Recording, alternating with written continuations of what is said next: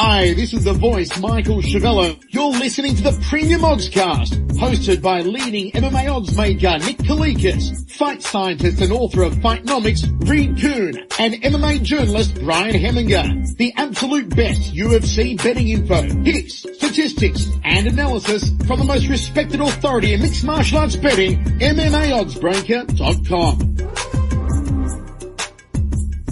Welcome to the Premium Oddscast, presented by BetDSI. I'm Brian Hemminger, joined today by leading mixed martial arts oddsmaker Nick Kalikas to break down this Saturday's UFC Fight Night 137 event, which takes place in Sao Paulo, Brazil.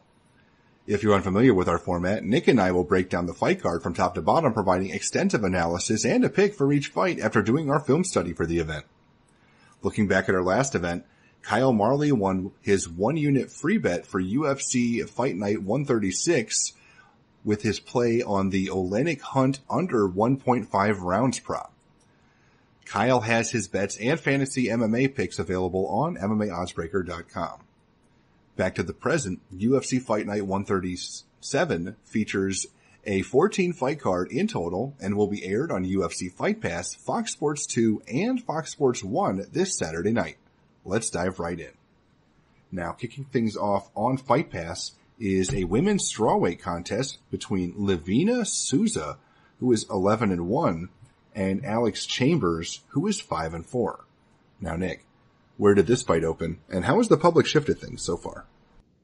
Souza opened minus 530, the comeback on Chambers at plus 350. And right now, looking over at our sponsored sportsbook, BetDSI, currently at DSI, it's minus 1230 for Souza. The comeback on Chambers is at plus 630. So needless to say, the action all came in Souza's way. People did not hesitate laying that chalk at minus 530. So that tells you what kind of mismatch this fight is. And it rightfully is so. I mean, it really is a mismatch. Chambers is coming back. I'm kind of surprised the UFC didn't release her, honestly, but obviously they're using her as a stepping stone for some of these fighters. And Souza is going to be the latest to get the W over Chambers. But I mean, Chambers has not had the greatest success, obviously, inside the UFC. She's, I believe, 1-4, and that one win was over Curran, a fight that she was actually losing as well, and then had that last minute sub. So Chambers is a pretty decent fighter despite her UFC record. Obviously she has a lot of experience. She's technical on the ground. Yeah, she has some heart, so I got to give her credit. But that being said, this is stylistically a nightmare matchup for her because even though she's capable of beating fighters at times on the ground, Souza has very good jiu-jitsu, very good ground defense. She's the better and more aggressive fighter on the feet. She's a little bit bigger, a little bit stronger. She could torch Chambers on the feet, like I just said. And if it does hit the floor, Souza's more than game on the floor as well. So that's why you're seeing this stylistical nightmare. I'm looking forward to seeing Souza finally make her UFC debut because, as we all know, she's had a lot of success in Invicta. Fought decent competition as well. So I was waiting for her to come over to the UFC and see what she could do at 115 pounds here. So we finally get to see it. So, I mean, it is kind of a squash match, obviously. So nothing more to say. I mean, Souza should go out here and dominate, probably get a finish along the way and be 1-0 in the UFC. And then we'll see where she goes from here. So the pick is obviously the heavy chalk here in Souza. Yeah, Souza's the favorite here for a reason. She's an exciting, talented fighter who made her Invicta debut by winning the championship.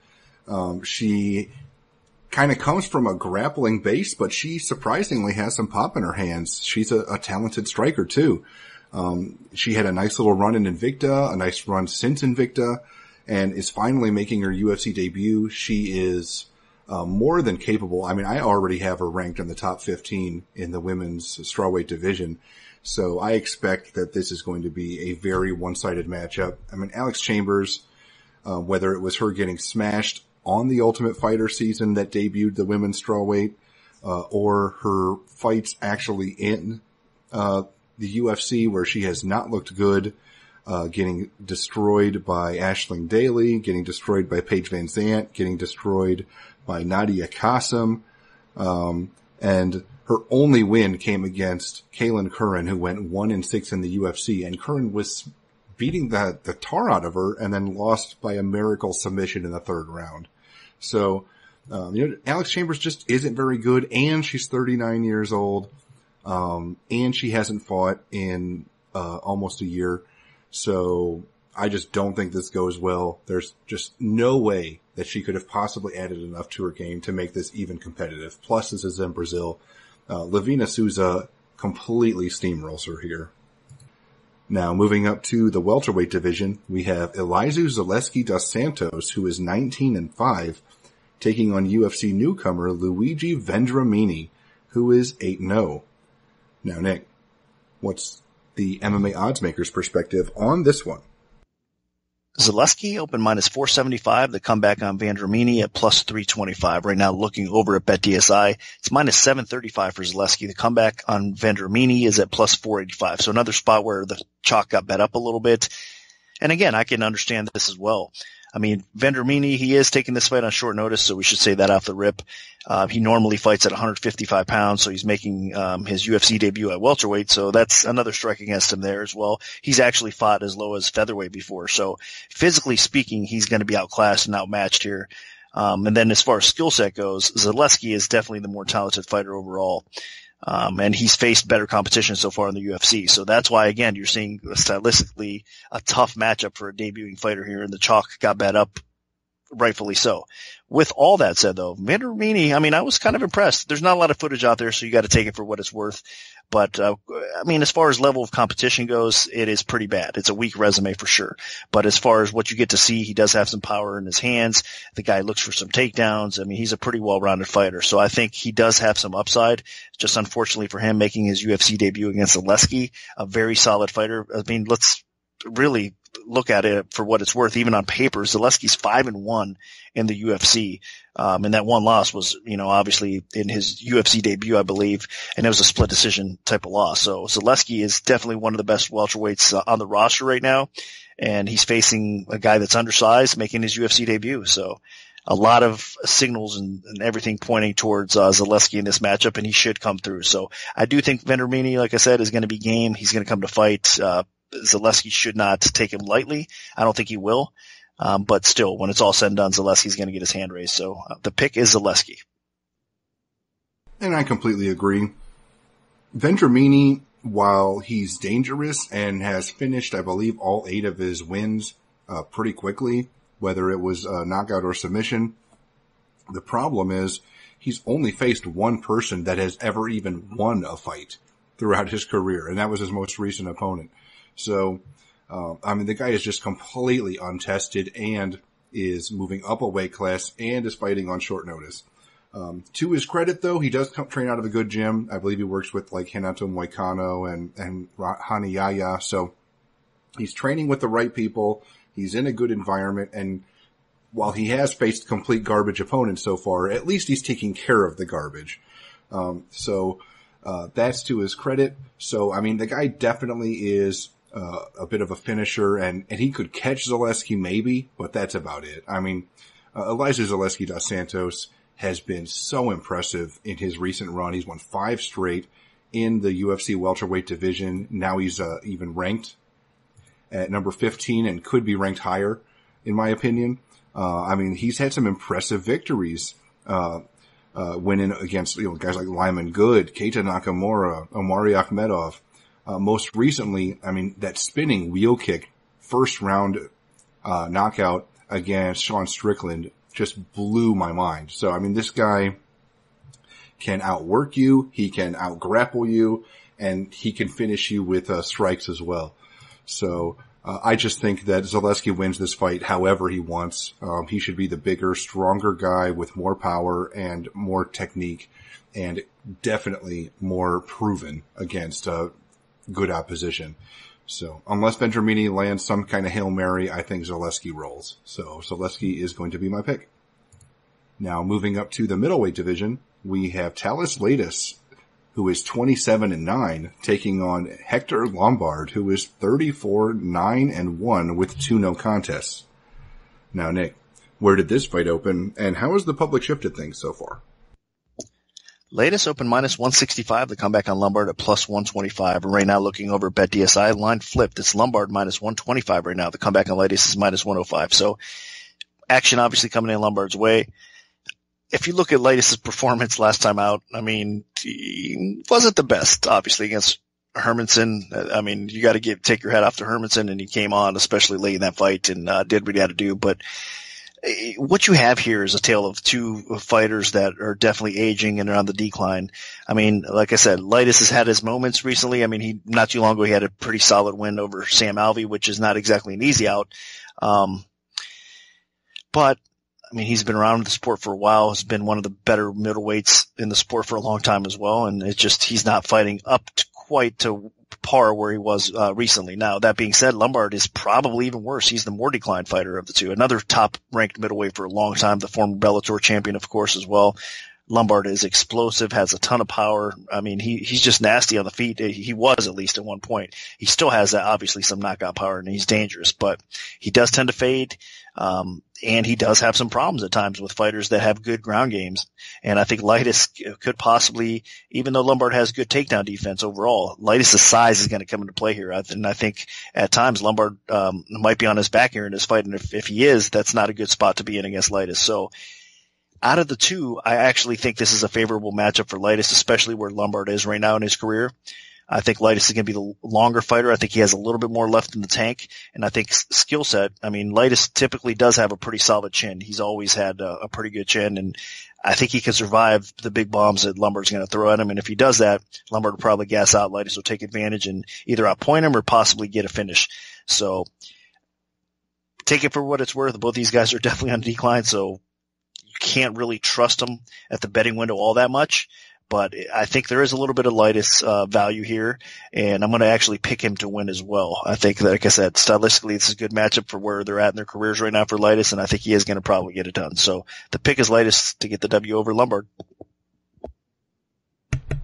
Yeah, I mean, Hector Lombard's lost 5 fights in a row. I mean, I'm honestly shocked that he's still even getting an opportunity in the UFC. So this fight against Leitis, I mean, this has to be his last chance, you would think. I mean, I thought his last fight would be his last chance, maybe even the one before that. I mean, he just hasn't looked good. And the only time he was able to even look like he was going to win was when he hit CB Dalloway after the bell and got disqualified in his last fight. So, against Leitis, I just think he's going to be in trouble because Lombard just, while he has power and that explosiveness and is always capable, I mean, he went on a 20-fight win streak. He was one of the top middleweights in the world at one point. But Leitis is durable. I mean, the guy, I can't remember the last time he actually got knocked out. I mean, yeah, he got grounded and pounded in his last fight, like out of nowhere. But, I mean, that's completely different. That was more of a just, looked like he was just tired more than anything. And got stuck on his back against a guy with, devastating top control and ground and pound. It wasn't like he eats shots on the feet and goes down. I mean, I can't even remember the last time he was even rocked in a stand-up fight. And he's been in there against some very talented strikers throughout his career. So I think Leitis could potentially outpoint Lombard. I mean, he is, capable of, standing and trading with most fighters. And that on the ground, Leitis definitely has the wrestling. He has the Brazilian Jiu-Jitsu. Lombard does have, a little bit of, that he's got that judo background and he could get top position, cause he does have a strong base and he's stocky, but, Lombard's conditioning and pace have always been a problem throughout his career. And if he does not take Leitis out quickly, I can just see Leitis slowly, draining the fight out of Lombard a little bit and winning at least a decision, if not a late stoppage. So my pick is going to be Leitis. I think that he gets the job done here. Now dropping down to the women's flyweight division, we have Mayra Bueno Silva, who is 4-0 or 5-0, taking on Jillian Robertson, who is 5-2. Now, Nick, what's the MMA oddsmakers perspective on this one? Bueno Silva opened minus 145 to come back on Robertson at plus 105. And right now looking over at BetDSI, it's actually Robertson minus 140. Bueno Silva is at plus 110. This is an interesting matchup. I think both of these ladies have the ability to pull this off. I mean, you have grappler versus grappler. Both of them excel on the ground more so than anything else. We'll start off with Bueno Silva. She just recently competed on the Brazilian version of the Ultimate, or not the Ultimate Fighter, but the Dana White Contender Series. She had success there. I mean, she had a pretty slick choke to win. It was a standing choke, actually. Ninja choke, I believe they called it. So that's the type of fighter she is. I mean, she's aggressive. She goes for the finish, whether it's standing up, whether it's on the ground. If you see her even off her back, I mean, she's really slick with her armbar transitions, and she's definitely capable of finishing fights. So her upside is extremely high. Now, as far as level of competition she's faced, it's been okay, but really not up to par where Robertson is obviously facing the higher level competition, and she has beaten more impressive fighters as well at this point. So this is going to be an interesting fight. Now, Bueno Silva, I should say this as well. She does love to throw kicks. Even though she's more of a ground practitioner, she likes to mix it up a little bit on the feet. She goes after it in the clinch a little bit as well. And she's a little bit unorthodox to the point where she can throw her opponents off a little bit. But again, make no mistake, her best attribute is on the ground, which matches Robertson. So again, I think that's why this is intriguing. It's going to be who can utilize their grappling game the best and defend well, because these ladies are going to be throwing subs back and forth at each other if it does play out on the ground. The scrambling is going to be pretty fun to watch as well. So I'm really looking forward to this. I mean, we're going to see some high-level grappling here if it goes down that way, and I think it probably will. I'm going to actually lean a little bit more towards Robertson. I think I've been a little bit more impressed with what she's been able to accomplish lately.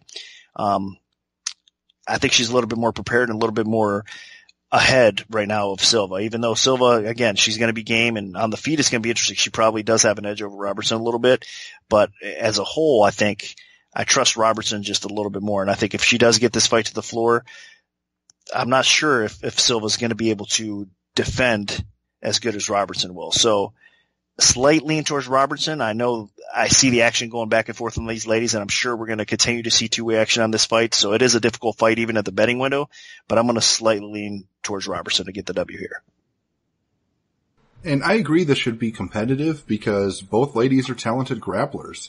Robertson has picked up impressive submissions in both of her first UFC fights, and Bueno Silva is a very talented young grappler out of Brazil who looked really good in her bout on the Tuesday Night Contender Series Brazil. So, I'm a believer in her. I think that she has a talented ground game, and this one should have some fun scrambles. It should be back and forth. And the thing that is most intriguing to me is Robertson's going to be tested, because so far Robertson really hasn't faced anybody with a decent ground game in her UFC run. She took on Emily Whitmire, got a quick first-round submission in her UFC debut, and then in her last fight against Molly McCann, McCann was more known for having some knockout power, not really much of a ground game, and Robertson got 2 takedowns and then eventually a bunch of guard passes and eventually got a second-round submission. So this time around, I mean, she's going to face somebody that can grapple back, and that's what makes it so intriguing for me. Bueno Silva is a very capable ground fighter. She had some impressive armbar submission before her opportunity to fight on the Contender Series, and then in her fight on the Contender Series, her opponent kind of shot in for a takedown, and Bueno Silva set up a pretty nasty guillotine choke, and then eventually just choked her completely unconscious in about 60 seconds. I mean, it was impressive. So neither girl is that great on the feet, I don't think. Bueno Silva has a little bit of a kicking game, a little bit of power, but not much. Robertson, we really don't know much about her stand-up at all because she's mainly just trying to get this fight to the floor. So I think Bueno Silva actually has a good shot of pulling this off. I've picked against Robertson twice now, and I've been wrong both times, so I could be wrong a third time here. I'm fully admit that. But I think that Robertson actually being tested by a legitimate ground fighter, I think that I don't know if she'll pass that test, because, it's been a lot easier for her than she thought in her first 2 fights. So I'm going to side with the debuting Brazilian here in Mayra Bueno Silva. Now, headlining the Fight Pass prelims is a welterweight contest between Sergio Moraes, who is 13-4-1, and Ben Saunders, who is 22-9-2. Now, Nick, where did this fight open, and how has the public shifted things so far? Moraes opened minus 185. The comeback on Saunders at plus 145. And right now looking over at BetDSI, it's Moraes minus 285. The comeback on Saunders plus 230. So another spot where the favorite did get bet up a little bit. But I'll tell you what, this is another intriguing fight. Stylistically, this is an interesting fight. Both of them like to scramble and, work transitions on the ground. Jiu-jitsu practitioners, they're very dangerous if they get to fight where they want it on the floor. Now, that being said, both of them also are very capable strikers, especially Saunders. He definitely has a more diverse skill set when it comes to striking. The problem here, though, is, Saunders probably has the worst chin of the two. Well, there's no question about it at this point in their career. Even though Saunders is a year younger, I believe, than Moraes, he's definitely been more battle-worn throughout his career and have taken more of a beating through some of the wars he's had. So, you got to respect that. But at the same time, it's hard to trust Saunders' chin these days and, the punishment he's taken. So with all that said, I think Moraes has improved his striking to the point where even on the feet, it's going to be interesting. Even though I do give the slight edge to Saunders on the feet, I do think Moraes might be able to get top position on the ground here in this spot as well. And even though Saunders can give most people fits on the ground, even off his back, he's not going to do that against Moraes. Moraes, I think, has the jiu-jitsu advantage here, even though it's close, because Saunders is a pretty solid jiu-jitsu practitioner in his own right. I still think Moraes is going to probably end up in top position, and he won't be subbed. I don't think he'll get caught up in Saunders' sub game. So if anything, I would suspect if there's a sub here, it's Moraes probably subbing Saunders. But I don't think it's going to play out that way. I think they neutralize each other out on the ground. But Moraes is probably going to be working enough to outpoint Saunders and probably score the decision win. If it does stay up on the feet, though, it's going to be close. And I think, like I said, outside of Moraes maybe landing the strike that puts Saunders out, I think Saunders will actually win most of the striking exchanges. So close fight. It's definitely a dog or pass situation where the current odds are. I think the opener was probably a little bit more accurate than what's showing right now. But with that said, it's hard to trust Saunders because how battle-worn he is throughout his career. And I do have to side with Moraes a little bit more. So stylistically interesting matchup, but I'm going to go with a slight chalk here and pick Moraes to win. And I can see Moraes winning. Moraes has, well, he's not a great striker. He does have some pop on his hands, and he's pulled off some impressive knockouts so far throughout his UFC run. You could even go back to his fight for Tough Brazil, where he took on Cesar Mutanch Ferreira and almost knocked him out as a huge underdog in the middleweight fight. So I think, and then you go through the list, the Akhmedov knockout was really impressive. The guy is definitely capable of landing that nasty shot and putting his opponent away. That being said, he still is a developing striker. Against somebody like Ben Saunders, I just think Saunders should be able to outpoint Moraes in the stand-up. Saunders is the better kicker. Saunders has the better Muay Thai game. Saunders can mix things up with knees and elbows. And if this fight does go to the ground, while Moraes is like a champion level Brazilian Jiu-Jitsu black belt, Saunders is no slouch on the canvas. The guy has a really nasty rubber guard game. I think he can force some crazy scrambles. He pulled off an omoplata submission. So, Saunders is definitely a capable grappler. I'm a little concerned that he could get stuck on his back because he is so comfortable there. So that's one concern. The other concern is with Moraes having some power in his hands, while Saunders is the better striker, Saunders is the less durable striker. If Saunders gets clipped, he goes down. And that's happened so far. But Saunders also is more than capable of winning fights against talented and tough guys.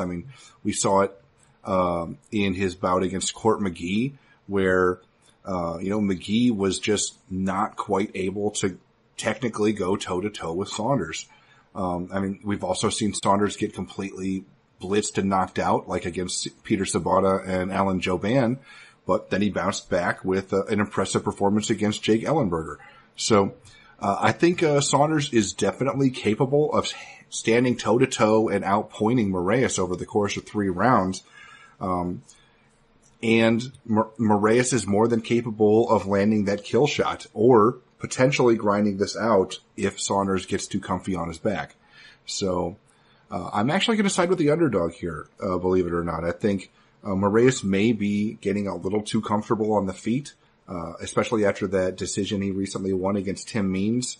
where Means did outstrike him like by about 40 strikes, but Moraes ended up taking the decision. And I think that, he might come in a little overconfident in his hands against Saunders. And unless he hurts Saunders and puts him away, I could see Saunders outworking him and winning a decision. So my pick is going to be Ben Saunders. Now, kicking things off on the Fox Sports 2 prelims, we have a heavyweight contest between newcomer Augusto Sakai, who is 11-1-1, taking on Chase Sherman, who is 11-4. Now, Nick, what's the MMA oddsmaker's perspective on this one? Sakai opened minus 285, the comeback on Sherman at plus 205. And right now looking over at BetDSI, it's minus 245 for Sakai, the comeback on Sherman at plus 195. So line margins tighten up a little bit. Two action coming in this fight, a little bit more maybe slightly coming in Sherman's way. I do get it. I think this is going to be a fairly competitive fight. I mean, you have two big boys that like to stand and bang, and that's what they do best. So in this spot, Sakai is definitely the fighter I think that's a little bit more of a threat. As far as how they match up. Now, I should mention right away too, Sakai obviously making his official UFC debut, but he did recently win a Contender Series bout, and before that he fought the likes of Czech Congo and Bellator, so he has some high level experience with decent organizations. I mean, he did get a couple wins, even though he lost that Congo fight by split decision. He did get a couple wins in Bellator as well. So I don't think the big stage is going to be that shocking for him here in this spot. So he should be comfortable. And again, I think he's a heavy hitter that is hard to take down, hard to control. He's very accurate with the striking as well. And that's probably not going to end up working out that well with Sherman. I do think Sherman's probably being a little bit underestimated in this spot. And even though I think Sakai is probably going to get the win and more than likely by knockout, I would not lay that chalk. So I do understand those people that came in and maybe took a shot at Sherman here. I mean, Sherman's a warrior, but with that being said, he does have a suspect chin, and it's only going to get worse. I mean, getting hit by some of these heavy hitters and going down, it's not going to turn out that much better for him. So I think this is another, stylistically, it's a tough matchup. Even though Sherman does have some ability of his own, he has some knockout power of his own as well. I just think overall, if he starts getting into slugfest with Sakai's going to end up winning that battle. So tough fight to bet, but I'm going to slightly lean towards Sakai to have a successful UFC debut over Sherman. Sherman will bounce back, I'm sure, like he always does, but I think it should be exciting while the fight lasts. But my pick is Sakai, probably by knockout.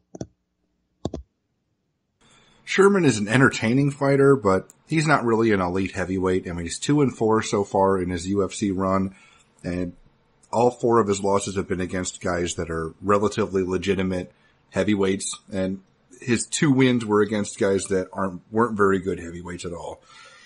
So, against Sakai, I think, they're just kind of feeding him here. Sakai had the run in Bellator, looked pretty good, and his only loss was to a legit veteran heavyweight. And, Sakai looked good on the Contender Series show, for Brazil, and now he's getting the opportunity here. And I think that this is a talented heavyweight striker that the UFC wants to look good. And I think that Sherman will probably make him look good because, Sherman really isn't that much of a technician. He's more of a scrappy heavyweight with some power in his hands, but doesn't have that great durability, doesn't have great striking defense. Sherman does land some pretty heavy leg kicks, so Sakai will have to be a little bit careful there. He doesn't want to get chopped down a little bit. But for the most part, I mean, if Sakai just sticks to his guns and makes this more of a technical striking battle, I don't know how Sherman can win. He just doesn't have the defense or the technique to go toe to toe with a talented heavyweight striker. So I think, Sakai gets the better of Sherman at some point, probably puts him out in the first or second round. So my pick is going to be Augusto Sakai making a successful UFC debut. Now dropping down to the light heavyweight division, we have Luis Henrique, the former heavyweight, taking on Ryan Spann. Henrique's 10-4 with 1 no contest. Ryan Spann is 10-5. Now, Nick, where did this fight open, and how has the public shifted things so far?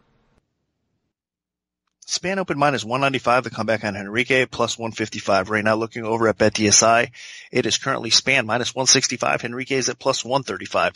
This is another tough fight because I think both these guys definitely have had their moments throughout their MMA careers / UFC careers or whatnot.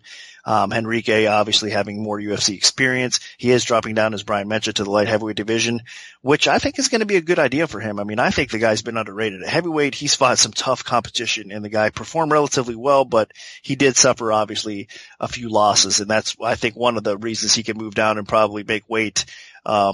It's a decent competition though, overall. And I think Henrique is a very well-rounded fighter. I mean, the guy has underrated wrestling. He's got some power on the feet as well. He's got a good submission game. So he's a very complete fighter. So again, I like the move to light heavyweight for him. Now, as far as Spann goes, I think, man, I've been watching him outside of the UFC for, a few years now. And I think he's never been better as far as overall skill set. He's worked hard to improve his ground game. He's worked really hard to improve his wrestling, and it shows. I mean, the guy, you cannot take him lightly, especially on the ground. Now, before that, he was a little bit more well known. I don't want to say he's a striker, but he's got some length. He's got some power on the feet. He's capable of knocking people out as well. But again, I think that slowly has changed into being a more complete fighter. And in fact, I think the best part of his game right now is definitely the ground game, using that wrestling, getting those takedowns, and then, trying to use his jiu-jitsu and sub skills to finish his opponents. That said, it's not going to be easy for him here against Henrique. I think Henrique, again, stylistically matches up pretty well with Spann here in this spot. And I actually trust, even though Henrique's been knocked out more times than Spann, I actually trust his chin a little bit more as well. Again, both these guys have enough power to knock each other out, so I'm not saying that that's not possible, but I do think from what we've seen from Spann, even the fights that he's recently won, he's been getting hurt in a lot of these fights. I mean, his chin is not something that I trust right now, at all. Like I said, Henrique, I know he's got a little bit of a suspect chin in his own right, but I think Spann's is a little bit worse. So with that said, I think if they're starting to exchange on the feet, Spann is probably going to be the one getting dropped, and then Henrique is going to be on top on the ground. I think outside of that, maybe he gets top position anyway on the ground as well. So this is going to be a close fight. I think both of these guys are going to have their moments as well. I don't expect it to really last all that long. I think we will see a finish, and if the finish comes, I think it is Henrique going to finish Spann. So I know Spann's getting a little bit more of the hype. A lot of fans out there and bettors do not respect Henrique as much as they should, I think. But I think this will be a fight that people start to maybe turn the corner on Henrique and realize that he's not as bad as some of the people out there may think. So the pick is Henrique for me as the underdog. I think there's probably some value there as well. But again, both these guys are capable of finishing, so I wouldn't go crazy if you are betting this fight at all. But it's dog or pass for sure, and I am going to pick Henrique to win straight out. And I'm going to go Henrique as well. Like, Spann does have the reach advantage here. He's the taller fighter, but I don't think he's the stronger fighter by a landslide. I mean, Henrique is he was a capable heavyweight. He had a decent run in the heavyweight division, and now he's dropping down. I mean, he had a few quality victories, but, he just kind of faced a few people that were a little bit too strong, a little bit too big. So, now that he's dropping down, I think that he's going to be in a good position here. I mean, this guy was capable of getting multiple takedowns against, Francis Ngannou in his UFC debut, and now he's dropping down to light heavyweight. He's going to face a little bit quicker people, but I think that he should be able to, as long as he can get his hands on them, I think he can drag most fighters in the light heavyweight division to the canvas. And that's where Henrique's really at his best, whether it's ground and pound, whether it's submissions, primarily submissions. He can just wear people down and then choke them out or, force them to tap out in some way.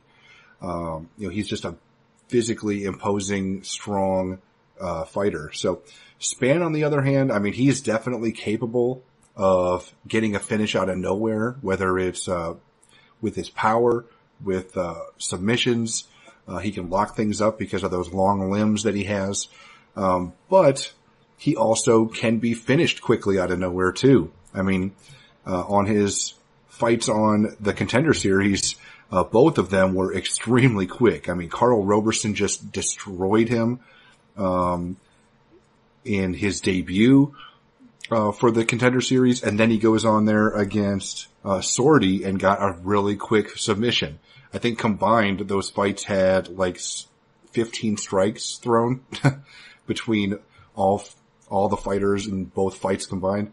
So, This is a guy that is going to be looking to try to take Henrique out quickly. And it could happen. It absolutely could happen. But I think that Henrique is a very dangerous fighter. And if he can get a hold of Spann, drag him to the floor, I think it's going to be very difficult for Spann to choke him out unless he lands like some kind of really slick guillotine using the really long arms that he has. But I think Henrique would be able to get out of it, just power through it. And then I think Henrique just wears him down. Spann does not have great conditioning, and especially when he's dealing with a very big, strong guy that is going to be trying to wear him down from top position, I think that will tire Spann out. And I think eventually Henrique doesn't just win this fight, but he probably gets a finish in the second or third round as Spann fades. So my pick is going to be Henrique. Now, dropping down to the lightweight division, we have a pair of veterans in Francisco Trinaldo, who is 22-6, taking on Evan Dunham, who is 18-7-1. Now, Nick, what's the MMA oddsmaker's perspective on this one? Trinaldo open minus 215, the comeback on Dunham at plus 165. And right now we're looking at Trinaldo minus 250 at Bet DSI. The comeback on Dunham is at plus 200. So everybody coming in Trinaldo's way a little bit more so. This is tough, man, because Dunham always gets disrespected and he ends up overperforming in most cases. The times that he does not is the times that people just kind of blow right through him and get him out of there early. And he has had those spots. I mean, look at his last fight against Abed Mercier, actually. I'm not surprised. I believe Brian and I both picked Abed Mercier to pull off that win. But, I mean, that's a perfect example. So Dunham does have those spots where he can be finished by his opponents. He can get overwhelmed. I mean, especially to the body more so than anything, it seems at times. So with that said, he's a pretty complete fighter, though. He's been around for a long time. I mean, he made it as far as climbing the lightweight ranks to get a potential, title shot. He was in the title mix for a while. I mean, he was one of the best lightweights on the roster. So that's the kind of skill set the guy has. And then slowly but steady, he's still been around for a reason. I mean, the guy's been winning some fights. I mean, look at his majority draw recently against Dariush. That's a way closer fight than everybody thought it would be there. So, I mean, that's the kind of, I know Dariush hasn't looked up to par recently himself, but I mean, he still has those type of performances Dunham has in him. And he's facing another extremely difficult challenge here in Trinaldo, which stylistically might not be the best test for him because Trinaldo typically has decent wrestling, decent takedown defense. I mean, he can get beat by fighters that grind him out. Of course, we've seen that time and time again from Trinaldo, but at the same time, I mean, he does have some grappling and jiu-jitsu as well, and then he's the better striker on the feet here, or he's the more capable and more dangerous striker. I think Trinaldo's body kicks will probably come into play here, especially from what we've seen of Dunham and having a weakness to the body. I think Trinaldo can throw those kicks hard. He's accurate with his body kicks as well, and that could do some damage. That being said, obviously Trinaldo, I think, has the better boxing or more effective boxing of the two as well, but Dunham pushes a high pace. He's in your face. He doesn't, let up at all. He makes the fight miserable. So I think if Trinaldo does not get him out of there, early on, Dunham might actually steal this fight.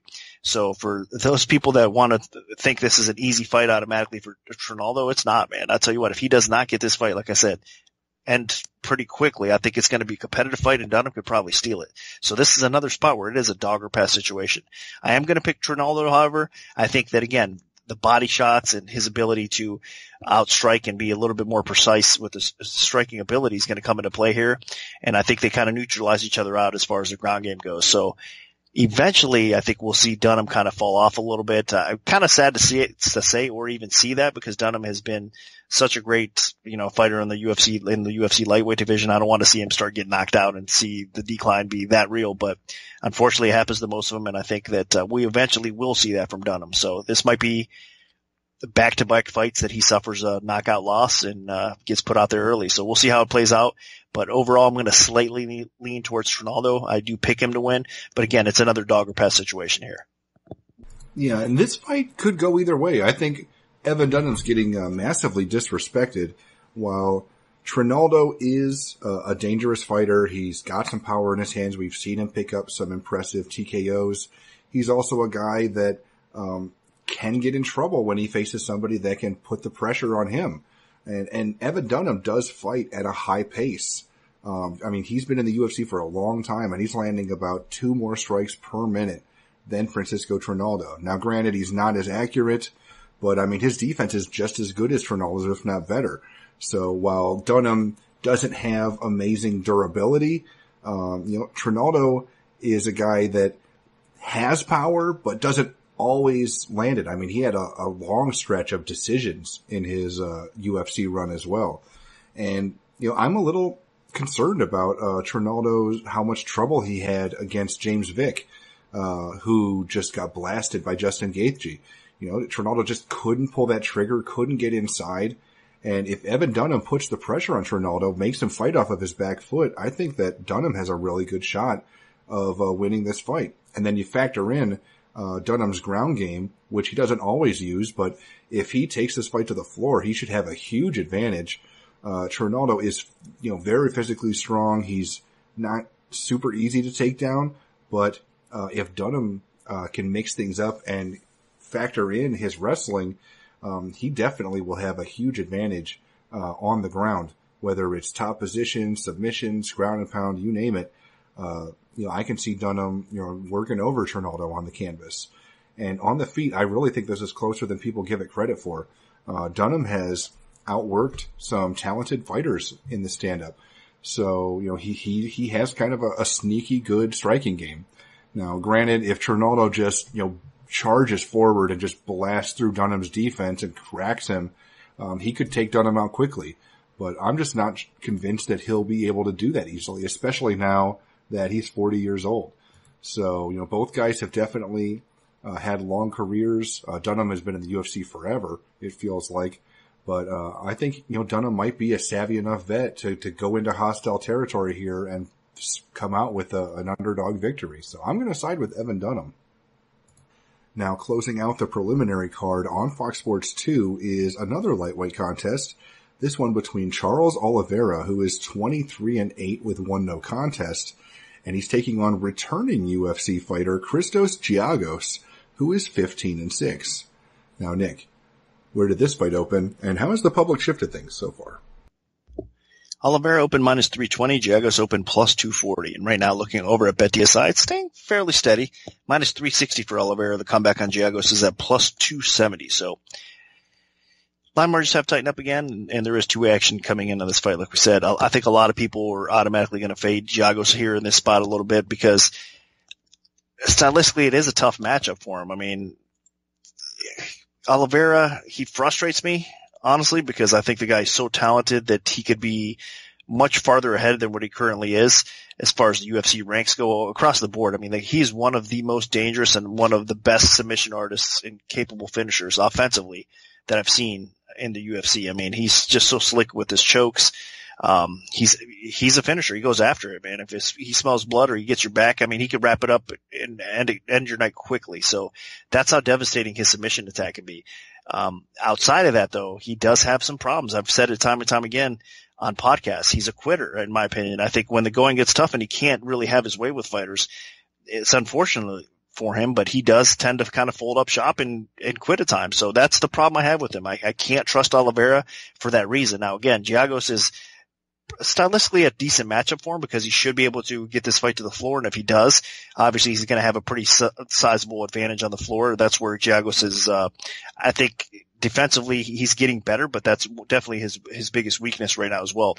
Now Giagos is going to have to keep this fight upright. If he gets stuff the takedowns from Oliveira and keep this fight on the feet, I think Giagos can definitely do some damage and possibly make my life miserable for, Oliveira here at this spot as well. So, it's an interesting fight, probably a lot closer than people will think it will be, especially if Giagos can hang in there and not get subbed within the first couple minutes of the fight. I think it will get interesting. But overall, I still have to side with Oliveira's submission skills as far as the pick goes. But this is another spot. Do not like the chalk here.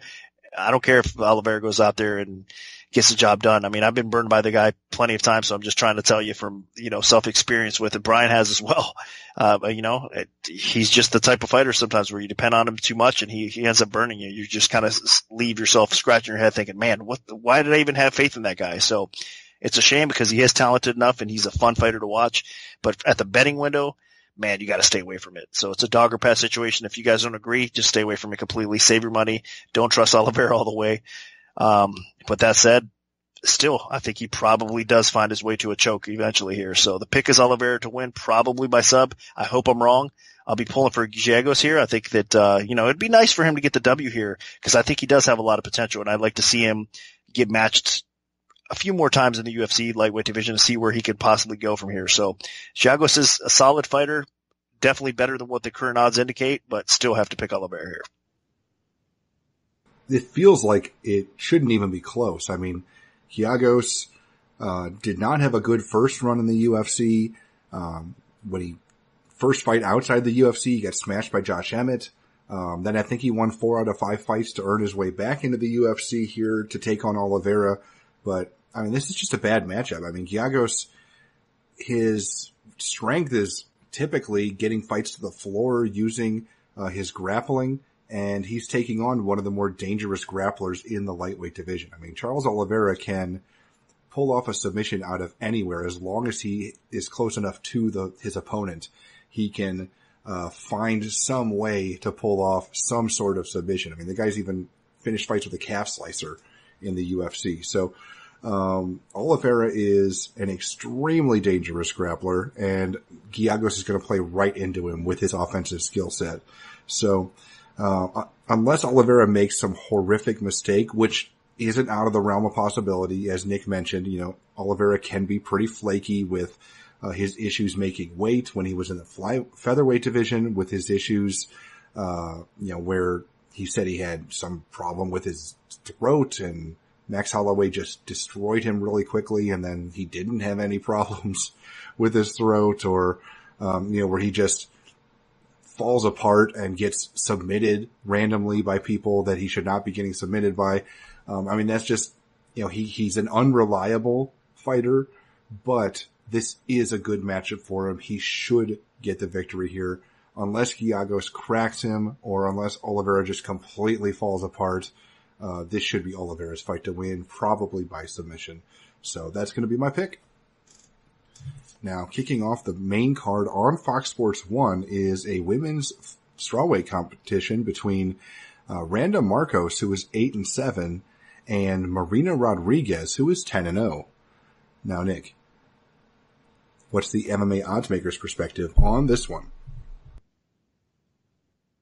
Rodriguez opened -160, the comeback on Marcos at +120, and right now looking over at BetDSI, it is currently Marcos -120, the comeback on Rodriguez at -110, so line margins have tightened up and it flipped. There's been back and forth action on this fight. It's kind of been flipping back and forth as well, so a lot of confused people, a lot of bettors backing both fighters here, and it's another interesting spot.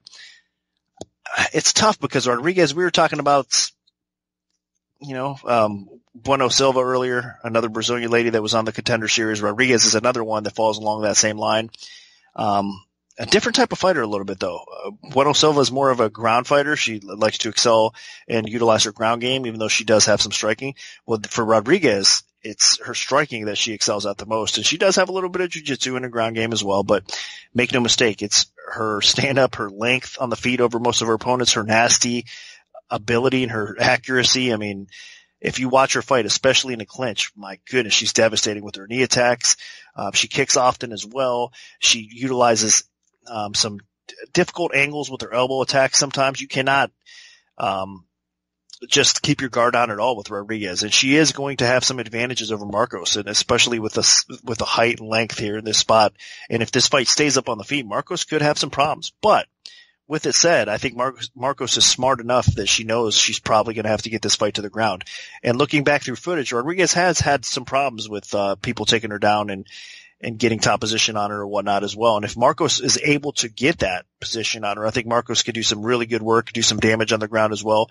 I think Rodriguez is not going to pull off a sub off of her back against Marcos, where I think Marcos will probably get dominant position and maybe even sub Rodriguez. So I think there's a clear path to victory for both ladies here, even though Marcos' stand-up isn't that bad. It's probably a little bit underrated, and she's definitely faced the much better competition, throughout her career for sure. It's unfortunate for Marcos because I really do think that she's a talented fighter. She could go out there and beat some of the best ladies in the world at 115 pounds and then turn around and just get beat by somebody maybe that you would not expect her to lose to as well. So she's been inconsistent. In fact, her record in the UFC, if you just look at it on paper, shows that. She's been kind of, going back and forth. She'll win a fight, lose a fight, win a fight, lose a fight. So she's got to get steady. She's lost her last fight, so I guess she's about due, right? If you look at that, but we got to throw that out the window. Obviously, I'm joking. But that being said, I do believe that Marcos can probably pick up this win because I think she does have the advantage on the ground. And I think that that's Rodriguez's weakness. So I think Marcos can hang a little bit on the feet. She's not going to want to play that game because Rodriguez is definitely a talented fighter, but I think her path to victory here is on the ground. I think she knows that, and I think she utilizes that. So I am going to pick Marcos to get the win here over Rodriguez. Watching Rodriguez fight on the Dana White Contender Series Brazil, she's nasty. I mean, she has that Muay Thai background. She has a strong kicking game. She has nice punches. She can mix in really slick elbows and knees. She's always looking for the Thai clinch to land even more knees. She is definitely capable of doing some serious damage on the feet. And if Randa Marcos stands and trades with Marina Rodriguez, I think that is going to be a huge, huge mistake. I think Rodriguez might be able to finish Marcos on the feet. But that being said, we don't know a lot about Rodriguez's ground game. I mean, she hasn't really faced a lot of talented grapplers in her run so far. I mean, even at her fight on the Contender Series, it was against another striker, and she just outstruck her, made her quit in the first round. So Randa Marcos needs to use that wrestling. She needs to shoot in, take her down, keep her down over the course of 3 rounds. If she does that, I think Marcos has a really good chance of winning. If she doesn't do that, she's in big trouble. Randa Marcos has excellent wrestling. I mean, she takes a ton of people down. I mean, she's taken Tisha Torres down. I mean, she had that run on The Ultimate Fighter where she picked up multiple quality upsets. And she's picked up some quality victories in her run in the UFC. I mean, even beating former champ Carla Esparza. So I think that Randa Marcos is more than capable of winning this fight. She just has to stick to her guns, not screw around on the feet, because Marina Rodriguez is no joke there. I honestly think Rodriguez is probably a top 5 striker in the UFC women's strawweight division as she makes her debut. She's that good. But we just don't know enough about the rest of her game, and I think Marcos could expose that, especially with Rodriguez, being 31 years old, kind of transitioning to MMA a little late in her career. So I think Marcos is definitely capable of getting those takedowns and continuing her trend of win-loss, win-loss, win-loss. I think that she does get the win here. So my pick is going to be Marcos. Now, moving up to the bantamweight division, we have former champion Renan Barão, who is 36-6 with 1 no contest, taking on UFC newcomer Andre Ewell, who is 13-4. Now, Nick, what's the MMA oddsmakers perspective on this one? Barão open -350. The comeback on Ewell at +250. Right now looking over at BetDSI. Significant movement as we see Barão all the way down to -125 and Ewell's at -105. So basically a pick 'em with a slight edge towards Barão, and it opened 3.5 to 1. So early action coming in on Ewell. Crazy, right? I mean, Barão being the former champion, man, it's crazy. One of the best bantamweights ever in the sport.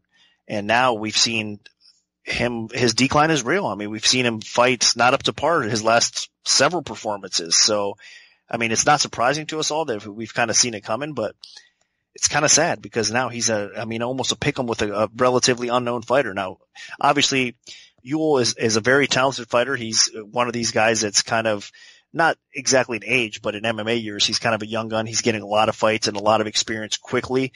He's faced some solid competition outside of the UFC in the likes of LFA, Gladiator Challenge, King of the Cage, CES as well. So he's facing decent competition. And again, I think from fight to fight, you see the improvements in his game. The guy's a very dangerous striker. He's got a little bit of submissions to go along with it. He's got some decent wrestling and decent takedown defense as well. So there's a lot to like about him. I mean, he's a true athlete. The guy has some power and he's got that killer instinct as well. So with all that said, Barão, even though he's better as far as a complete mixed martial artist, and he's by far more experienced, and I think he's the more technical fighter of the two, obviously, as well, this is still going to be a tough fight because if Barão cannot get this fight to the ground, I think Ewell is going to be lighting him up on the feet with that length, with the power that he has, and again, with that killer instinct. This is a great opportunity for him to come in, make his UFC debut, and pick off one of the best fighters in bantamweight history right off the rip. So the motivation is there. I think the talent and potential is there for Ewell to pick up a win here. And I think Brau's on the decline to the point where it's not going to be a good fight for him. So I'm going to actually go with the flow of the action. I mean, it's all the way down to a pick'em, but I still think that Ewell probably gets the W here. So I'm going to go his way and pick it. I just don't have as much faith in Brau. I mean, and again, I'm a huge fan of Brau throughout his career. I think he was just an outstanding fighter, but the decline is real, folks. And I think that, unfortunately for Brau, he's probably going to suffer another loss here to the hands of an up-and-coming fighter, even though he's 30 years old. Like I said, in MMA years, he's still young, he's still fresh, and there's still some upside to Ewell here as well. And this would be a good cap on his resume for sure. So I'm going to pick Ewell to pull off the win, possibly by finish here against Brau, because I think the longer this plays out on the feet and Brau cannot get this to the floor, the harder it's going to be for him. So the pick is Ewell to get the win. And Ewell does have several huge advantages in this fight. I mean, even though Renan Barão is historically, has had a lot of issues making the bantamweight division, Ewell's going to have 6 inches in reach on him, and he's going to be 5 inches taller, which is just unreal.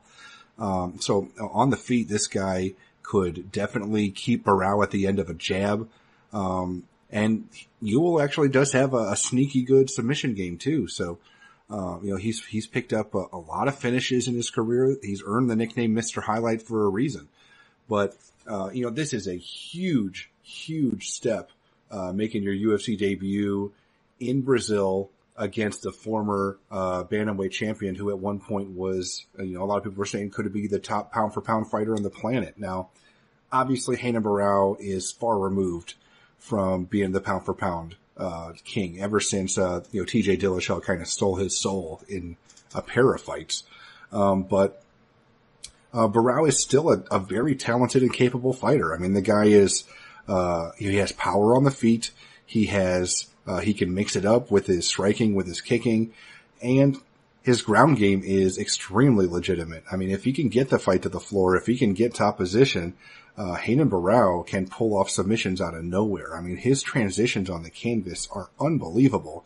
A lot of people forget. I mean, that's where he made his name, was with his grappling. It was, his work with Nova União that developed his striking and made him a dangerous striker as well. But, I mean, he did most of his damage all the way up to becoming a top contender with his grappling game. So, if Renan Barão can get this fight to the floor, then I think that he'll be in a decent position. I mean, he might even be able to pull off a submission, because, Ewell, while he is very dangerous offensively, we don't know really how good he is defensively, especially against somebody that is as talented on the canvas as Barão. And, Ewell doesn't have the greatest defense either. And while Ewell does have the big physical advantages with the reach, I wouldn't put it past Barão to land something significant on the feet and hurt Ewell and potentially either set up a TKO or submission finish there as well. Now, this is also kind of a test to see just how far Barão has fallen. I mean, yeah, he lost to Aljamain Sterling in like a catchweight fight as he worked his way down to bantamweight again. And then he lost to Brian Kelleher in his last fight, where he got, Kelleher held his own in the striking battle and Kelleher out-grappled him. So that was a big, big issue for me. I mean, that kind of showed just how far, that Barão clearly is not an elite fighter anymore. But, I mean, he still knows what he's doing, and it's tough for me to take even a talented guy making his UFC debut like Ewell. It's just too hard for me to pick a guy making his UFC debut to beat the former champion, the former, pound for pound, contender.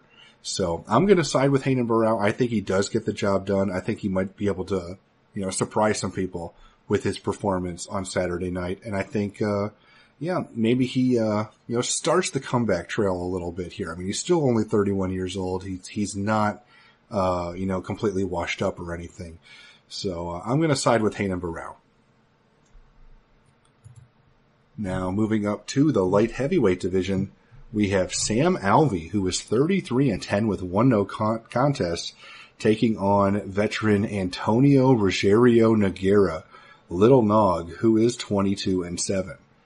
Now, Nick, what's the MMA oddsmaker's perspective on this one? Alvey opened minus 300 the comeback on Nogueira, plus 220. And right now, looking over at BetDSI, it's still staying around that spot. Minus 320 for Alvey. The comeback on Nogueira is at plus 245. So, man, honestly, a few years back, there's no way I would think Sam Alvey would be a 3-1 favorite over Nogueira here in this spot. So, how times have changed. Now, the line's about right, really, if you think about it, especially the declining Nogueira here. We've been talking about a lot of fighters on the decline, and Nogueira is definitely one of those. I mean, if you look at skill set, there's no question who the better fighter is. I mean, from top to bottom, Nogueira is the better boxer. He's the better wrestler here in this spot. He's the better jiu-jitsu practitioner. He's the better fighter, period. But his chin is definitely on the decline, and he's fighting a guy that has decent enough takedown defense and enough power in his hands that he's going to probably test that chin. I mean, his conditioning, just overall, he's lost a step. Nogueira has definitely lost a step. He's not as fast. He's not what he used to be at all. And Alvey is, since he's moved up, especially to light heavyweight, he's fighting a little bit more comfortable, a little bit more confident, a little bit more aggressive as well, which we needed to see from Alvey. But at times he does stand a little bit too idle and lets his opponent kind of dictate and control the pace of the fight. If he's not able to clip Nogueira and get him out of there early on in this fight, or as it goes, as it plays out. I mean, if it hits the scorecards, this is probably going to be a fairly competitive fight. So I think Alvey probably does get the job done. I mean, he's got that sneaky knockout power that you don't really expect him to have, but he has it. And he's got some precision with it as well. So I think he will end up catching the chin of Nogueira. Nogueira's going to probably want to try to take this fight to the ground at some point. He's not going to have that much success doing so. And I think Sam Alvey is probably going to land and catch him. Now, again, from a betting perspective, are you seriously going to lay 3-1, over a guy like Nogueira with a guy like Sam Alvey? I don't know. I would stay away. I think the line's about right, and Nogueira's still capable of pulling something out possibly as well, because he is the better fighter, like I mentioned. I mean, across the board, there's no question who has the better skill set, but that one advantage with the knockout power that Alvey has in the chin probably is enough to get the job done here, so I am going to pick him to win. So the pick is Alvey, but be careful if you're betting this fight. Yeah, and I'm just going to go with kind of the youth here. Even though Sam Alvey isn't that young, he's just a lot younger than Nogueira. I mean, practically 10 years younger than Nogueira. I mean, his brother's already retired. Nogueira is, he's been knocked out violently in his loss to Ryan Bader, in his loss to Anthony Johnson. He's lost 3 of his last 4. Granted, all 4 fights he faced top 15 opposition. So, but I mean, 42 years old, he really doesn't have anything left to prove. I'm not really sure what he's looking to do here. Nogueira does have the better ground game of the two. So if he does drag this fight to the floor, I could see Nogueira, I don't know if he could submit Alvey, but I could see him potentially, winning some rounds. Alvey on the feet is surprisingly the more active striker, which is surprising to me because, he's usually the guy that just sits back and looks for the knockout punch and lets his opponent do it too much. And, he still lands almost a strike a minute more than Nogueira. So if Nogueira kind of grinds this fight down to a halt, that's almost in Alvey's favor. That's worked for Nogueira in like his fights against like Rashad Evans, but I think that would be to his detriment here against Alvey, because it'll just give Alvey a little bit more opportunity to land that big kill shot. And Alvey definitely, that power does translate. I mean, his first fight at 205 pounds, 2 fights ago, I mean, he just destroyed his opponent in the first round. So he's more than capable of landing that big shot, and Nogueira's chin is definitely far gone enough that if Alvey connects, Nogueira's going down, and he's going to go down in a heap. So I'm going to side with Sam Alvey here. I just don't think Nogueira has the athleticism to drag Alvey to the floor, and I just don't know if he has the durability to survive a big shot from Alvey. So I think Alvey gets the job done. I think he probably wins by knockout. Now, dropping down to the welterweight division, we have Alex Oliveira, who is 18-4-1 with 2 no contests, taking on Carlo Petersoli Jr., who is 11-1. Now, Nick, Where did this fight open? And how has the public shifted things so far? Oliveira minus 245, Peter Solly Jr. plus 175. That was the opening line. And right now, what you're seeing over at BetDSI is minus 415 on Oliveira. Peter Solly comes back at plus 305. So line margins have tightened up, and there is more action coming in Oliveira's way. A lot of people are not going to give Peter Solly all that much respect, especially in a matchup against Oliveira. Oliveira has looked really solid for the most part in his UFC career, picking off some really solid fighters along the way. But he has had his moments again. I mean, the Medeiros loss, the Cerrone loss was actually a lot faster and a lot more convincing for Cerrone than I thought it would be there as well. So he has had those moments where he lets you down. His conditioning at times starts to slow up a little bit as well. But as far as skill set goes, the guy has some pretty solid striking. I mean, he's effective in the striking. He does have a little bit of a lack of defense there that you want to see him tighten that up a little bit with his hands low and the way he moves around a little bit. He does leave that chin exposed, but I don't think Peter Solly is going to be the one to kind of clip him and put him out here. So Oliveira, he's been getting the job done a lot of times with his wrestling, with his ability to put the fight to the floor as well.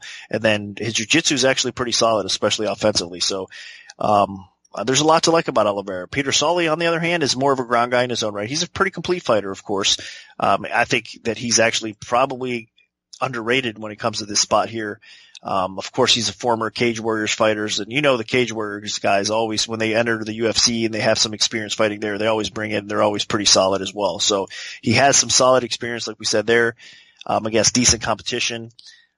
Throughout his career before he made it to the UFC, and of course his UFC debut, a very competitive win over Brad Scott, which I've always thought Brad Scott was a little bit underrated, to be honest with you. Now at this point though, Scott, he's a head scratcher in his own right, so because of his fight IQ more so than anything else. But that said, it was a solid win for Peter Solly, even if it was a close fight.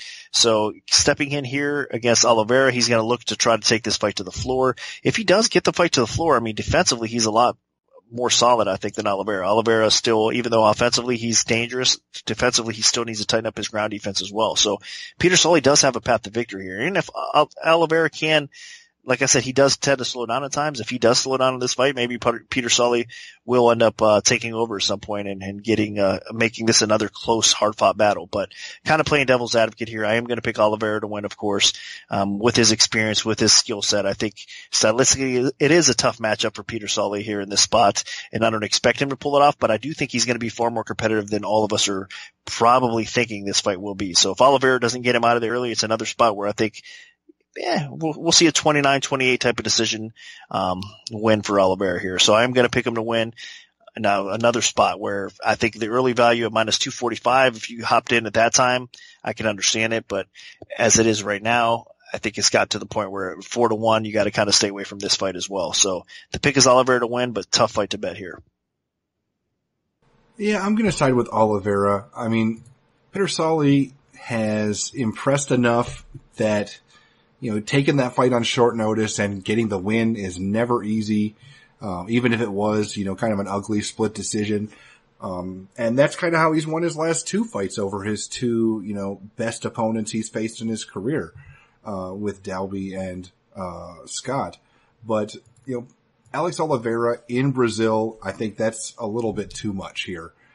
Peter Solly is a guy that can get finishes, with his knockout power. He can go to decision. He can get submissions, but I just think Alex Oliveira is a little bit better than him everywhere. I think Oliveira has a little bit better of a wrestling game that he's showcased, an improved wrestling game in his UFC run.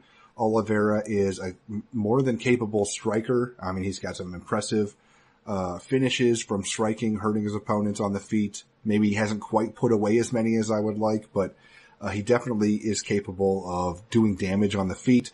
And then Oliveira has an improving grappling game where he is really starting to get some finishes on the canvas as well. So I just think Peter Solly is going to have his hands full here, coming into hostile territory against a talented welterweight, a ranked welterweight, in Alex Oliveira. And I just expect that Oliveira is going to be able to outland Peter Solly on the feet. He does push a pretty decent pace, and Oliveira does come from a bit of a kickboxing background. And then if this fight does go to the floor, I think Oliveira can win scrambles. I think Oliveira can get top position. So while Pedersoli has been a nice story, I think those split decisions that run hints here. Really, the only way I see Pedersoli win is if Oliveira goes too hard too early and runs out of steam, and then maybe Pedersoli can win a decision or something, or maybe get a late stoppage if Oliveira gasses himself out trying to impress the Brazilian fans. But other than that type of situation, I just think Oliveira's too good in all the areas here. I think that he just outworks Pedersoli over the course of 3 rounds and looks for a finish, whether it's submission or knockout or decision. So Alex Oliveira is going to be my pick. Now this takes us to the main event of the evening in the light heavyweight division. We have a pair of short notice middleweights who had accepted the fight to move up on short notice in Thiago Santos, who is 18-6, and Eric Anders, who is 11-1. Now, Nick, what's the MMA oddsmaker's perspective on this one? Santos opened -150, the comeback on Anders at +110, and right now over at BetDSI, we're seeing the main event sitting at -165 for Santos and the comeback on Anders at +135. Hats off to both these fighters for stepping in on short notice and taking some hard fights. I mean, not just their matchup with each other, but I know Santos stepped in and was a replacement. He was supposed to fight Mano in this card as well. So this is going to be a good fight, man. You have 2 of the better guys at 185 pounds in the middleweight division. Like Brian said, this is at light heavyweight, but I mean, obviously we can understand why. So these guys won't have a brutal weight cut, but you have 2 guys that are really on a hot run overall and at the middleweight division. And I think both these guys can make a case for winning this fight. So the odds are competitive for a reason here as well. Man, I've been off on Santos several times throughout his career. The guy is definitely a very good fighter. I mean, physically speaking, the guy has some size. He's got some length. He's got some power. I mean, he's got some athleticism, obviously, and his striking ability offensively is something else. I mean, he definitely has the striking to damage his opponent, whether it's by a kick, by a punch, I mean, by a knee, by an elbow. The guy is a dangerous offensive striker, and that's what he's been running through people. I mean, look at the body kick. We've been talking recently a lot about Anthony Smith's run and how good he's looked recently. And I know he moved up to light heavyweight recently as well, but I mean, Santos just ran through Anthony Smith not long ago. So, Smith's getting all this attention and all this love, but Santos is that legit that he's been running through solid competition. But he does have those setbacks again. We're talking about inconsistent fighters here, and this is what bothers me with Santos. If you look at the fight with Dave Branch ran through him. So he has those moments. If you look back, Eric Spicely was able to get him out of there early. Musasi was able to get him out of there as well.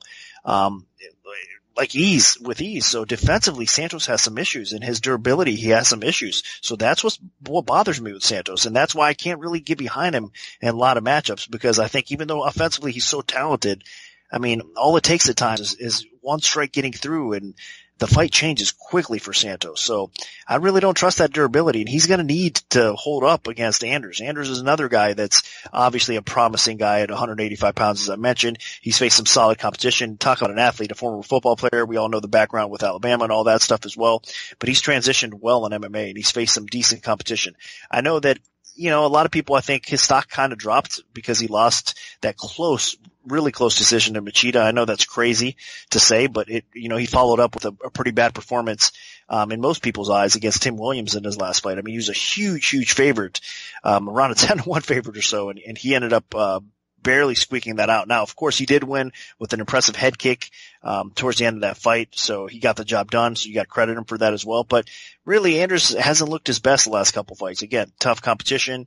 You got to, cut him some slack there as well. Even though Tim Williams, a lot of people might not consider him the toughest competition, but he's a lot better, obviously, than people realized or thought he was. Now, with this matchup with Santos for Anders, it's going to be another tough one because Santos, again, offensively, he's so talented. I mean, he can knock out most middleweights, most light heavyweights as well. So, but I think Anders is the more durable fighter of the two. And I think Anders obviously has enough knockout power that I think he can weather that storm and eventually clip Santos. Even if the fight's not going that well for Anders, I think he can do some damage. And if this fight hits the floor, Anders is the better wrestler. Anders is the better grinder. Anders has the better ground game overall as well. So he has an advantage on the floor as well. So I could see Santos doing what he does and, making another highlight reel type of finish, but I think Anders is going to be able to withstand it. I think Anders is probably not going to be on his victim list at this point, and I think Anders is probably going to end up catching Santos and add him to his win list and get the job done here as an underdog. So I do think this is a dog or pass situation. There probably is some value in Anders. Everybody's kind of going the other way with Santos. Again, I get it, and I've been wrong on Santos many times before as well. But as far as durability, I'm going to go with Anders. I think he is going to pull off the upset win, and like I said, there is some value there as well. So the pick is Anders to probably knock Santos out and get an impressive short notice W over Santos. And I'm going to come in the other way. I mean, yeah, Eric Anders is a talented fighter. He's powerful. He's a great athlete. He's a little bit more well-rounded than Thiago Santos for sure, with the fact that he has a bit of a wrestling game and can drag this fight to the floor. But Thiago Santos is a dangerous striker. I mean, this guy is violent. His kicks are nasty. He can punch with the best of them.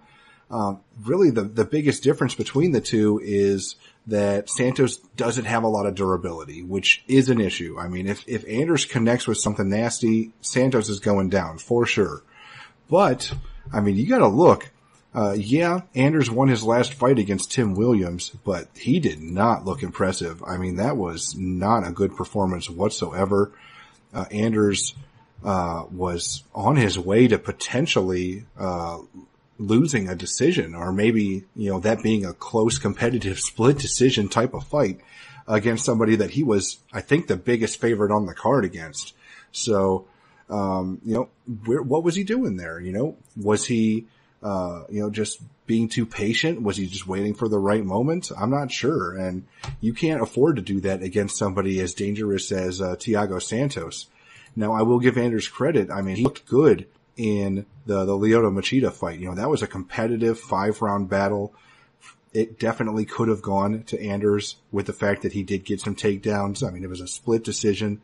So, Eric Anders is legit. I really do think that he deserves to be a top 15 middleweight right now.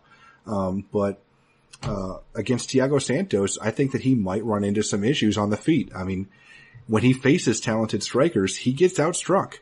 That happened against Machida. Machida landed 62 strikes to Anders 32 in that fight. So I can definitely see Thiago Santos landing some heavy strikes and potentially making Anders a little tentative on the feet. So that could take away the fact that Anders is the more durable fighter, because maybe he's not going to be as aggressive as you would need to be to land that big shot. Now against Thiago Santos, realistically, the best path for victory for Anders is to get takedowns. I mean, he's done it before in the Machida fight. He did it before when he took on Rafael Natal, and he picked up a couple takedowns against Marcus Perez as well in that decision victory. So if he can go back and get some takedowns and use that athleticism, being a former college football player, then I think that that'll be a lot better for Anders. But I think Thiago Santos is not going to make this easy. He has pretty good takedown defense, being at over 70%. And Anders is, less than 30, is about a 1/3, getting takedown accuracy. So if Santos is able to force this fight to stay standing, I think that he's in a good position to outpoint Anders and potentially put away Anders, because Machida was more trying to just outpoint Anders, but Thiago Santos, he throws with intention to finish the fight. And I can definitely see, while Anders has not, been in a position where he could get knocked out, I think Santos is capable of knocking anybody out. And if he lands a nasty head kick or a nasty body kick that folds Anders in half, or just a good punching combination, then Anders could get himself in some serious trouble. So my pick is going to be Thiago Santos to get the win here in this main event of middleweights stepping in on short notice to fight at light heavyweight. So that'll do it for our full event breakdown for UFC Fight Night 137. If we have a free play to give out, make sure to follow at MMAOB Premium on Twitter, because that's where we'll post it first. We can also notify you of our free bets via email alert if you prefer that method. Just send an email to picks@MMAOddsBreaker.com and we'll add you to our free bet mailing list. Special thanks to BetDSI. Good luck everyone, and hopefully the betting gods are on your side this weekend.